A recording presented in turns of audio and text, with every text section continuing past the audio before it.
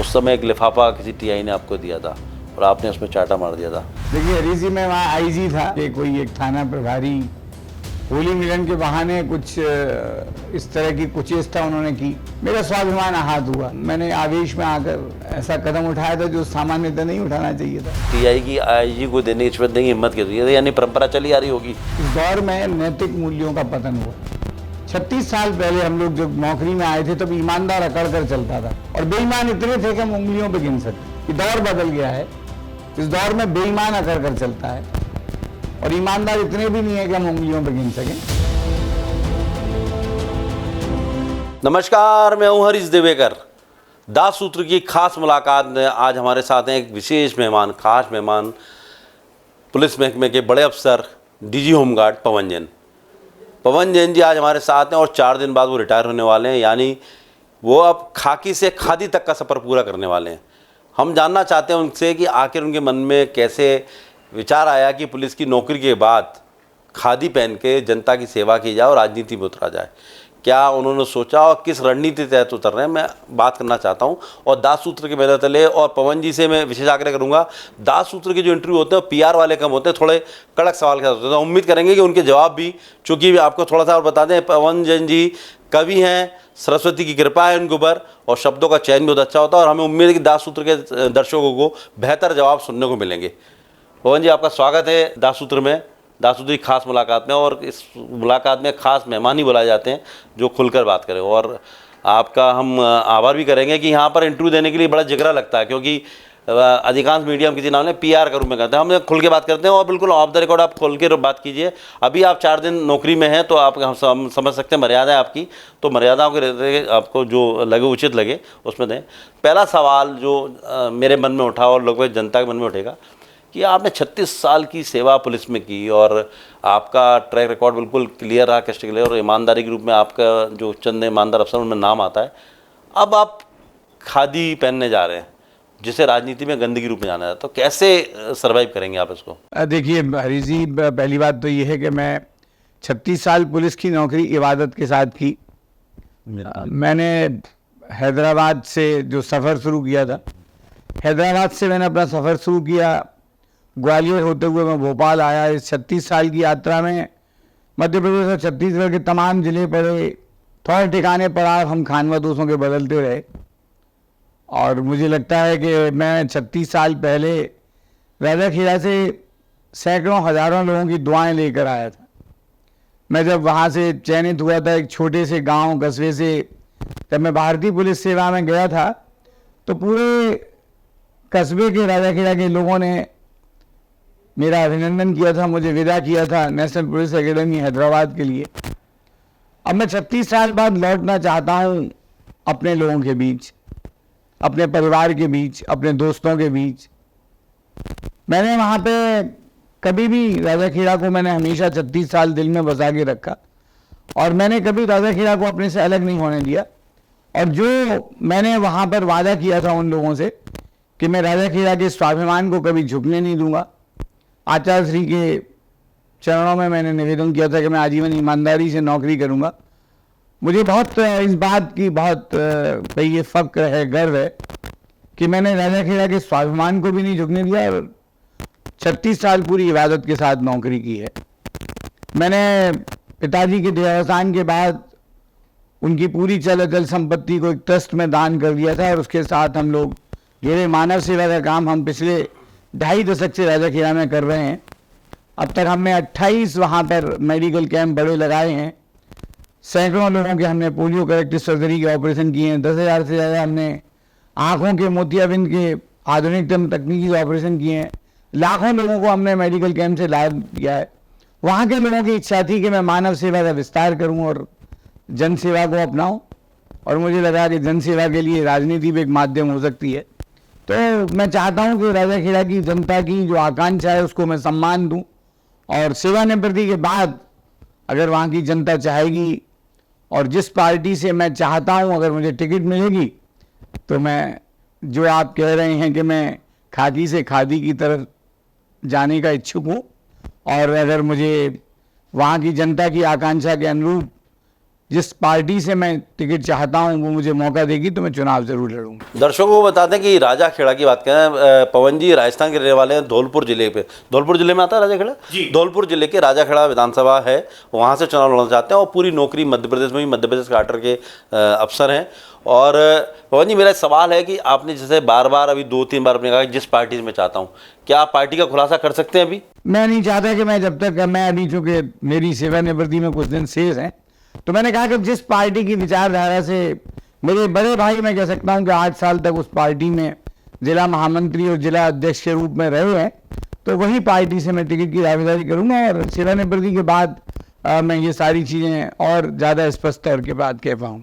दूसरा पवन जी, मैं कह रहा था कि क्या जिस तरह से आपने पार्टी खुलासा करें, ठीक है, आपकी मर्यादा है, क्या आपको संकेत मिल गए कि टिकट मिलेगा आपको? अब निश्चिंत है इस बात से? देखिए, राजनीति में कई बार क्या होता है कि जिस तरह के दौर में हम लोग चल रहे हैं, राजा खेड़ा में जो मेरा एक कारण ये भी है कि वहाँ की जनता की आकांक्षा है कि वहाँ पे कुछ एक परिवार का कब्जा है 70 साल से उस राजा खेड़ा की सीट पर, और वो लोग बाहरी तो हैं ही हैं, उन्होंने वहाँ पर भ्रष्टाचार, आतंक और अन्याय का एक राज्य कायम किया है।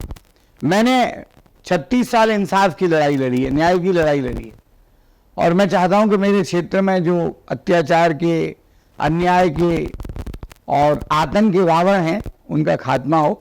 इस हनुमान जयंती पर मैंने वहां पर मैं गया था, मेरे क्षेत्र में उन्होंने मुझे अतिथि के रूप में आमंत्रित किया था वहाँ की समिति ने, तब भी मैंने संकल्प लिया था कि अगर राजा खेड़ा को मेरी ज़रूरत होगी वहाँ के क्षेत्र के रावणों का अंत करने के लिए, तो मैं क्षेत्र की जनता के साथ खड़ा रहूँगा।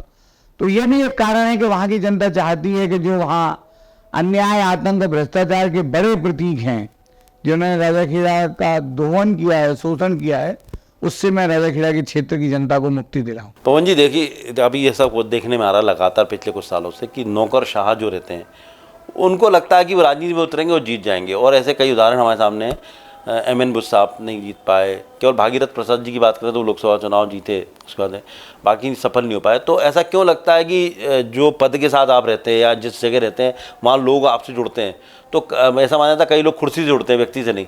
आप जबकि राजा खेड़ा से दूर हैं, आप तो मतलब राजस्थान में वापस 36 साल बाद वापस लौट रहे हैं, और आप बोल रहे हैं कि वहाँ से जीत, तो आपको कितना लगता है, कितना जो रावण का अंत करने जा रहे हैं, तो कितना आप एक तरह से देखें मुफीद मानते हैं अपने आप को, वहाँ पर कितना आश्वस्त हैं? देखिए, मैं अगर राजा खेड़ा लौट रहा हूँ तो पहली बात तो ये है कि मैं राजा खेड़ा से कभी दूर तो हुआ ही नहीं। मैंने अगर 2.5 दशक पहले ये निर्णय लिया था कि मैं पिताजी की पूरी ट्रस्ट की संपत्ति दान करके वहाँ पे मानव सेवा के काम करूँगा, तो मैंने 25 साल पहले वो जो पद चुना था, तब मेरे दिमाग में ये ख्याल भी नहीं था कि मैं राजनीति और जनसेवा को अपना माध्यम बनाऊँगा। मैं मानव सेवा के रूप में काम करता था, शिक्षा और स्वास्थ्य के क्षेत्र में हम लोग काम करते थे। हम लोग वहाँ पे बहुत सारे, हम लोगों ने 50 से अधिक कवि सम्मेलन भी आयोजित कराए, 28 मेडिकल कैंप हम लोगों ने किए, और प्रतिवर्ष 2 बार हम लोग ये आयोजन करते थे। लेकिन इस दौर में मैंने ये भी देखा कि वहाँ की जो जनता है वो पीड़ित है, त्रस्त है। राजा खेड़ा को सर्वांगीण विकास की आवश्यकता है। मानव सेवा के माध्यम से आप बहुत सारी चीज़ें नहीं कर सकते, तो मैं मानता हूँ कि मैं अपने सेवा के क्षेत्र का विस्तार करना चाहता हूँ। मेरा जो स्कूल था जिसमें मैं पढ़ा, पला, बढ़ा, उस स्कूल की इमारत तब भी नहीं थी, आज भी नहीं है। राजा खेड़ा में कोई किसी भी तरह की बड़ी इंडस्ट्री नहीं थी, आज भी नहीं है। तो जो वहाँ की समस्याएं हैं वो मुझे कहीं ना कहीं इस रूप में आकर्षित कर रही हैं। जैसे आपने कहा कि बहुत सारे ऐसे लोग रहे हैं जो सफल नहीं हुए, लेकिन ऐसे भी लोग हैं जो सफल रहे हैं। मैं नाम किसी का नहीं लेना चाहता, लेकिन मैं अपने क्षेत्र के लोगों से जुड़ा रहा। मैं राजा खेड़ा से कभी कटा ही नहीं, और राजा खेड़ा को मैंने कभी बुलाया ही नहीं। तो वहाँ की जनता मुझे हमेशा इस रूप में देखती है। चाहे मैं सन 101 का पहला विद्यार्थी था जिसने भौतिक शास्त्र जैसे विशुद्ध विज्ञान के विषय को हिंदी माध्यम में लिखा, मैं हिंदुस्तान का पहला परीक्षार्थी था जिसे मुझे फक्र है कि मैं भारतीय पुलिस सेवा में चयनित हुआ, और मुझे मेरे क्षेत्र के लोगों ने हमेशा सम्मान दिया। जब मैंने मानव सेवा का ये दायरा शुरू किया था तो हमारे साथ कुछ लोग ही वॉलंटियर के रूप में आए थे। आज हम लोग राजा खेड़ा में काम करते हैं तो हज़ारों वहाँ हमारे साथ स्वयं सेवक हैं जो हमारी हर क्षेत्र में मदद करते हैं, और मैंने कहा ना कि अगर लोगों की आकांक्षा होती है, लोगों की इच्छा होती है, तो वो अभिव्यक्त भी होती है। मुझसे लोग हमेशा पूछते थे कि अभी जब मैं 19 मार्च को गया था और मेरे मित्र कुमार विश्वास वहाँ आए थे, तो उन्होंने एक बात बड़ी शिद्दत से कही थी कि मैंने सैकड़ों अधिकारियों को देखा है जो अपने लिए घर बनाते हैं बड़े शहरों में, उन्होंने भी अपना मकान बनाया है किसी बड़े शहर में, और बोले कि पवन जी उसका एक अपवाद है कि वो अपने पूर्वजों के पुश्तैनी आवास को ठीक करा रहे हैं कि वो लौट कर आएंगे राजा खेड़ा। ये बात 6 महीने पहले की पहले हुई हो, लेकिन ये बात लोगों को बड़ी लगी कि मैं उनके बीच आके रहूँगा। तो लोग गांव से शहर की ओर जाते हैं नौकरी की तलाश में, बड़े ठिकानों की तलाश में, लौट रहा हूँ मैं शहर से गांव की ओर अपनी जगहों की तलाश में। मैं लौट रहा हूँ अपनों के बीच, उन लोगों के बीच जहाँ मुझे अपनापन मिला, जहाँ स्नेह मिला, बचपन के दोस्त हैं जो मेरे साथ पढ़े हुए हैं। मैंने अपनी ज़िंदगी की आरंभिक शिक्षा भी की है और दोस्ती भी की है, और आज भी वो सब मेरा इंतज़ार कर रहे हैं। तो मैं मानता हूँ कि मैं अगर इस क्षेत्र में जा रहा हूँ, जिसको आप कह सकते हैं कि खाकी से खादी के रूप, तो अगर मुझे मौका मिला और अगर उस पार्टी से जिससे मैं टिकट चाहता हूँ मुझे अगर उन्होंने उम्मीदवार बनाया, तो मैं निश्चित रूप से वहाँ की जनता की आकांक्षाओं पर, और जिस तरह से मैंने पुलिस में पूरी शिद्दत के साथ नौकरी की है, मैं एक विश्वास दिला सकता हूँ कि राजनीति भी मैं उसी इबादत के साथ करूँगा, इंसाफ के लिए, ईमानदारी के लिए, विकास के लिए और लोगों के भले के लिए। मैं लौट रहा हूँ अपनों की ओर, जो आपने टैगलाइन बोली और बिल्कुल अच्छी बात है, आप लौट रहे हैं। तो लेकिन जिस तरह से आप अभी 2.5 दशक से काम कर रहे हैं और कैंप लगाए, आपने कभी सम्मेलन कराया, तो कहीं ना कहीं मतलब इसका मतलब आपके मन में राजनीति की ओर कहीं ना कहीं अंदर से इच्छाएं थी और आप उतरने की मतलब प्लानिंग में थे। तो इसको उससे जोड़ा जाए कि लगातार आप सक्रिय रहे, सामाजिक क्षेत्र के माध्यम से सक्रिय रहे, अब जब रिटायरमेंट का टाइम आ रहा तो अब उसको फुल फ्लैश जो आपने अभी तक मेहनत की, लोगों संपर्क रहा, अब उसको एक वोट बैंक में तब्दील हो जाएगा। क्योंकि आप 4 दिन में रिटायर होंगे, चुनाव नजदीक आ गए, 3 महीने में तो कोई भी चुनाव जीत नहीं सकता, उसके लिए वाकई लंबी तैयारी करनी होती है। तो ये माना जाए कि आप सेवा में रहते हैं, समाज के माध्यम से सक्रिय रहे, पहले से आपके इसमें मन स्थिति में था कि आपको कहीं ना कहीं खादी पहननी है, खाकी उतारने के बाद सीधी खादी में आना है, ऐसा कुछ सही है? देखिए हरी जी, जो आप कह रहे हैं, मैं 25 साल पहले मेरे दिमाग में शायद दूर दूर तक ये कल्पना नहीं थी, और मैंने निस्वार्थ भाव से काम किया। ये मेरे क्षेत्र के लोग जानते हैं, हमने कहीं कभी भी किसी रूप में राजनीति को हमारे कार्यक्रमों में नहीं आने दिया। हमारे कार्यक्रमों में दोनों ही पार्टियों के जो प्रमुख पार्टियां हैं उनके लोग निरंतर आते थे, और मध्य प्रदेश से भी बहुत सारे मंत्रीगण, सांसद, विधायक वहाँ पे आए, राजस्थान से भी बहुत मंत्री सांसद आए, आगरा से भी आए, दिल्ली से आए। तो वो तो निर्विवाद रूप से अराजनीतिक क्षेत्र था, और मेरे मन में ये आकांक्षा पहले शायद थी भी नहीं। लेकिन जो मैंने वर्तमान में देखा, पिछले कुछ सालों से देखा, कि वहाँ पे एक परिवार का विजय, वो क्षेत्र की जनता का शोषण कर रहे हैं, लोगों के खिलाफ झूठे मुकदमे दर्ज हो रहे हैं, भ्रष्टाचार की पूरी गंगोत्री को उन्होंने एक बड़ी गंदे नाले में बदल दिया है, और आतंक, अन्याय और दहशत का वातावरण मेरे क्षेत्र में है। तो मेरे अंदर का पुलिस अधिकारी भी जागता है, और उसको लगा कि मैं जिंदगी भर इंसाफ के लिए काम करता रहा, न्याय के लिए काम करता रहा, कानून के लिए काम करता रहा, वर्दी पहनकर जो भी थाने की सीढ़ियाँ चढ़े उनकी साथ न्याय हो, इसके लिए काम करता। मैं अपने क्षेत्र के लोगों के न्याय के लिए लड़ाई लड़ूंगा, उनके साथ जो पिछले कुछ सालों में झूठे मुकदमे बनाए गए हैं, भ्रष्टाचार के माध्यम से वहाँ पर पूरी तरह से दलालों को, कमीशन खोरों को आबाद किया गया है, राजा खेड़ा के विकास के रास्ते बंद कर दिए गए, वहाँ के रोजगार के लिए कोई साधन नहीं किए गए। तो मुझे लगता है कि मैं शिक्षा और स्वास्थ्य के अलावा इन क्षेत्रों में काम करूं, वहाँ की जनता की आवाज़ बनूं, उनके इंसाफ की लड़ाई लड़ूं, और पूरी ईमानदारी के साथ, पूरी शिद्दत के साथ मैं उनके साथ खड़ा रहूं। वर्तमान में वहाँ कांग्रेस के विधायक है, जैन परिवार से ही है, वो भी जैन समुदाय के ही हैं, तो उनका आतंक वहाँ पर माना जाता है, जिस तरह से आप राजा खेड़ा में बता रहे हैं। तो आप उनके सामने एक बड़ी टक्कर देंगे, मतलब उनको चुनौती देंगे, मतलब जो अभी तक शायद वहाँ पर उनके बराबर में बीजेपी से वहाँ कोई या किसी अन्य दल से कोई भी चुनौती देने वाला खड़ा नहीं हो उस ताकत से। माना जाता है कि वहाँ प्रतिपक्ष जो खड़ा होता था वो उनके अधीन ही हो जाता था, ऐसा कुछ सिनारियो राजा खेड़ा का। देखिए, मैंने कहा कि परिवार का कब्जा है, वो एक परिवार की 3 पीढ़ियों के लोग वहाँ से मेरे ख्याल से 1 दर्जन बार जीते हैं, और उन्होंने राजाखेड़ा के विकास के लिए कुछ नहीं किया। तो आप इतिहास बदलने की मतलब हाँ, मैं चाहता हूँ कि राजाखेड़ा बाहरी लोगों से, परिवारवाद से आज़ाद हो, भ्रष्टाचार से, आतंक से और अन्याय से मुक्ति मिले।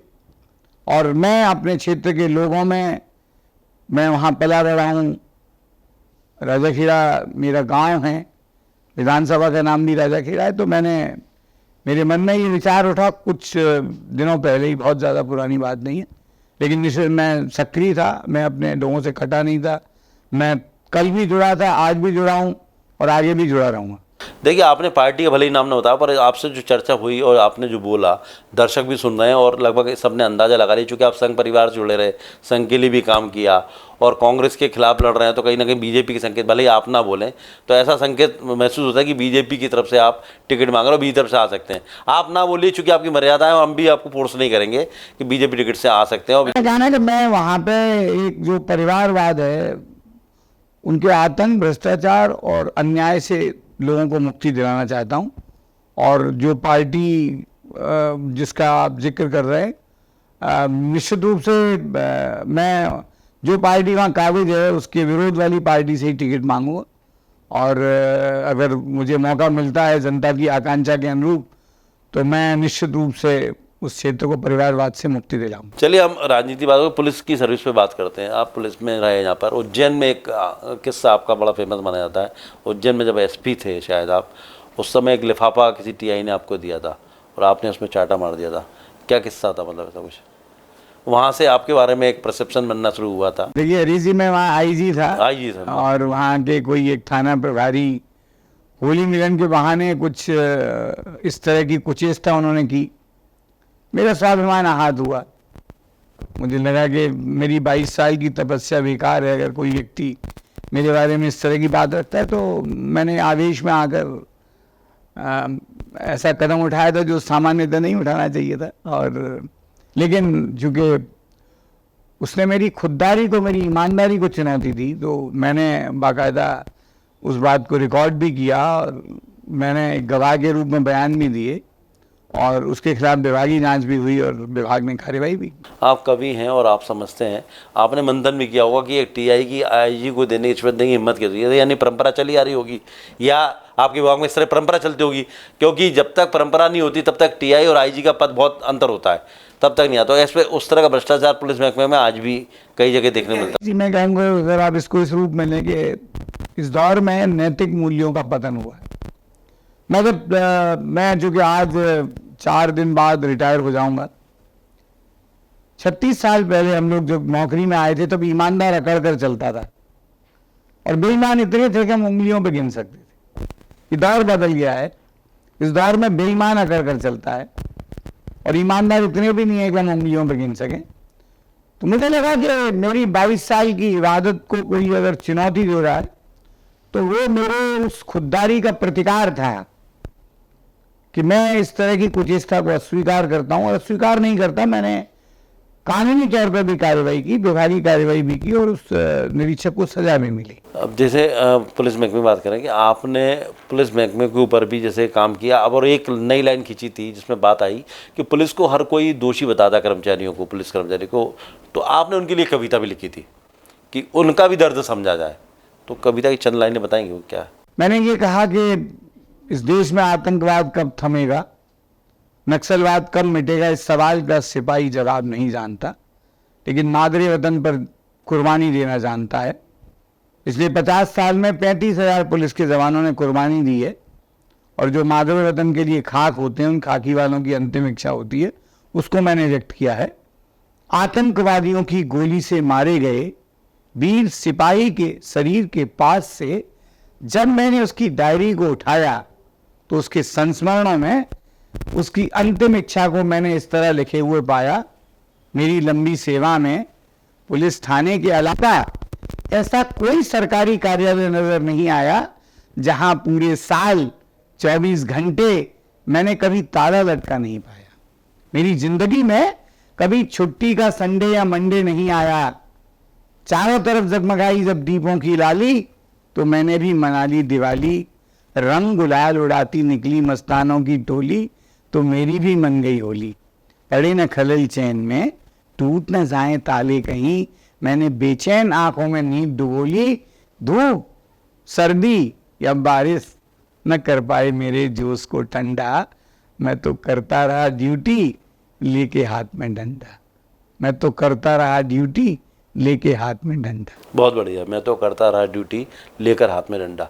एक आखिरी सवाल पूछूंगा, क्या आपको अपनी ईमानदारी के चलते, जो आप जिस तरह सिस्टम 36 साल की सेवा में आपने कोशिश की, ईमानदारी से नैतिक मूल्य की बात भी की आपने, जो उंगलियों में चंद गिने, उसका खामियाजा भुगतना वाला पोस्टिंग को लेके, अब 4 दिन बच्चे हैं, मुझे लगता है दर्शकों बता देना चाहिए, और ऐसा कोई इसमें कोई टूटेगा नहीं, एक हल्के फुल्के मूड में बताइए तो अच्छा लगेगा, क्योंकि जो दिल की बात है वो बाहर आनी चाहिए, उन लोगों को पता पड़ना चाहिए कि क्या नैतिक मूल्य के साथ आदमी सर्वाइव कर सकता है या फिर समझौता करना है, मेन पोस्ट पे आ सकता है। देखिए हरी सिंह, मैं कहूँ कि मैं हमेशा से परमपिता परमेश्वर का, भगवान महावीर का ऋणी हूँ कि मुझे जिंदगी में वो सब कुछ मिला जो मैंने चाहा।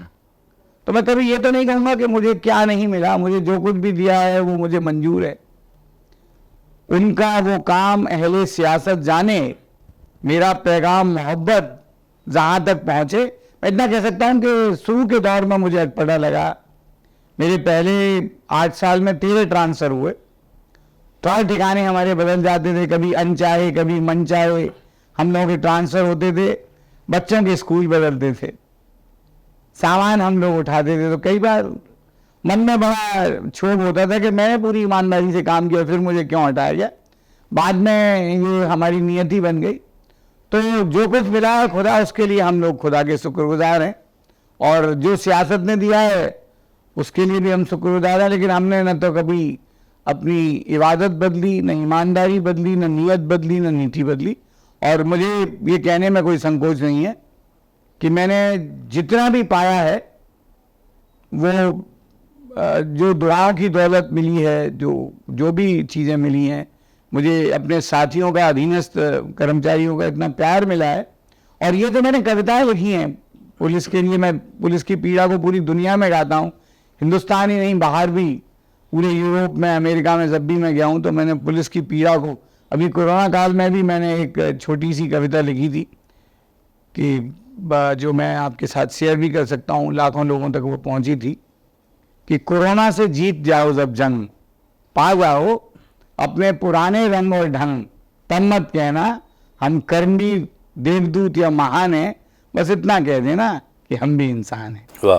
तो जब पूरी दुनिया में कोरोना होता है और सब लोग घरों में होते हैं, तब खाकी पहनकर कुछ लोग सड़कों पर खड़े होते हैं हमारी हिफाजत के लिए, हमारी सुरक्षा के लिए। उनका भी अपना परिवार है, वो अपने परिवार से नहीं मिलते, उनकी बिटिया उनको ताकती है और वो आंगन में एक उल्टी बाल्टी पर रखकर अपना खाना खाते हैं। तो लोगों ने ये दृश्य भी देखे हैं, और मुझे लगता है कि कोरोना काल ने पुलिस की छवि को बहुत मजबूत किया है।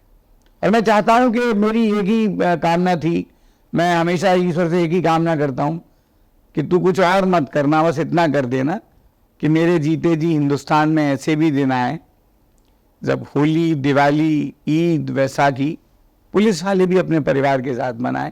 यही कामना मैं चाहता हूं कि यही मुझे उम्मीद है कि मेरे जीते जी हिंदुस्तान में ऐसे दिन आएंगे। मैं वो दिन देखने के लिए जीवित रहूंगा जब पुलिस वाले भी दूसरे इंसानों की तरह अपने 30 त्योहार अपने परिवार के साथ मनाएं। सोच अच्छी है, कहा जाता है ना, एक पत्थर तो तबीयत सोचालो यारो, कौन कहता है आसमान में छेद नहीं होता। तो शुरुआत होगी सोच में ही सही, कहीं ना कहीं परिलक्षित तो होगी।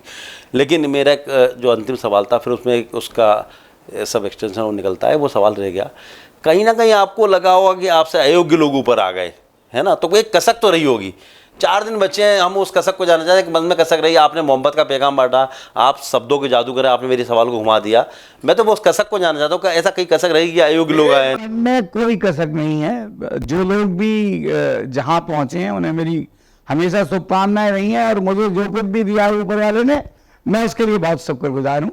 और मैं पूरी ईमानदारी के साथ ये बात कहूँ कि मैं पूरी संतुष्टि के साथ, अपने साथियों का पूरा प्यार, सम्मान, स्नेह के साथ, और मैं हमेशा उसके लिए मुरीद रहूँगा कि मैं जहाँ भी रहा, चाहे वो मेरा सब डिवीज़न बरेली हो, चाहे वो मेरा छत्तीसगढ़ का जिला सरगुजा हो, चाहे वो मेरा पहला पुलिस अधीक्षक का जिला वित्सा हो, और चाहे आईजी के रूप में उज्जैन संभाग हो।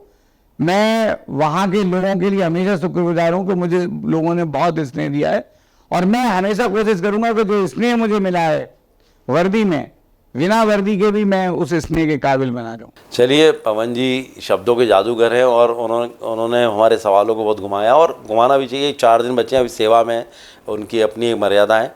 हमारी उनके साथ शुभकामनाएं, जिन नैतिक मूल्यों के साथ उन्होंने 36 साल तक पुलिस में खाकी पहनकर सेवा की है, और हम चाहते हैं कि खादी पहनने के बाद भी अपने नैतिक मूल्य बनाए रखें, और उम्मीद है कि बनाए रखेंगे, क्योंकि आदमी का डीएनए चेंज नहीं होता। लेकिन राजनीति में कितना सर्वाइव कर पाएंगे, क्योंकि राजनीति के जो हालात हैं वो सबसे किसी से छिपे नहीं हैं। और इस खास मुलाकात में पवन जी का विशेष आभार, पवन जी, आपका आने के लिए। और फिर अगली बार मिलेंगे किसी खास मेहमान के साथ। तब तक के लिए नमस्कार।